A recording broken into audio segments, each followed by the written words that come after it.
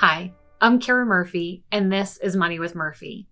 From April 2nd to April 8th of this year, the S&P 500 declined nearly 13%, a shockingly sharp fall in just 6 days. But what followed was a rally nearly as sharp, with stocks regaining their levels before the reciprocal tariff rates were announced. Remarkably, for the whole month of April, the S&P 500 finished down less than 1%. While the decline and subsequent rally were ear-popping, they actually follow a pattern that we've seen again and again. The best days in the market often occur close to the worst days. In fact, over the past 20 years, 7 of the market's 10 best days occurred within 2 weeks of the 10 worst days. In April of this year, if you had sold your stocks on April 8th before a pause on tariffs was announced, you would have watched the rally from the sidelines and locked in a 13% loss for the month. So consider this. If you invested $10,000 in 1990 and held until 2024 without selling, that investment would be worth over $166,000. However, if you missed just the 10 best days in the market, you would have missed out on over $90,000 in gains.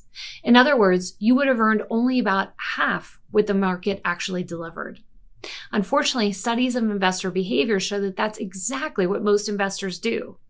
This data and our recent experience demonstrate why a disciplined investing strategy is key, not just in terms of staying invested in the market, but also in terms of diversification. So, for instance, heading into Liberation Day, technology was one of the worst performing sectors in the S&P 500. Then came the tariff news on April 2nd, and the technology sector as a whole declined even further.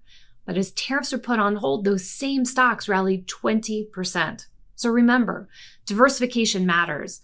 It's not about avoiding volatility altogether. In fact, the only portfolio I've ever seen that never went down was Bernie Madoff's. And we all know how that perfect portfolio turned out to be a Ponzi scheme. We can't eliminate volatility, but we can manage it by maintaining exposure to a variety of sectors. That can help limit downside risk while also participating in the upside. While sharp and fast market declines can be scary, remember that missing out on the best days in the market are even scarier. Trying to time the market or making heavy bets on certain sectors has not stood the test of time. Instead, stay disciplined and diversified. And until next time, invest wisely and live richly.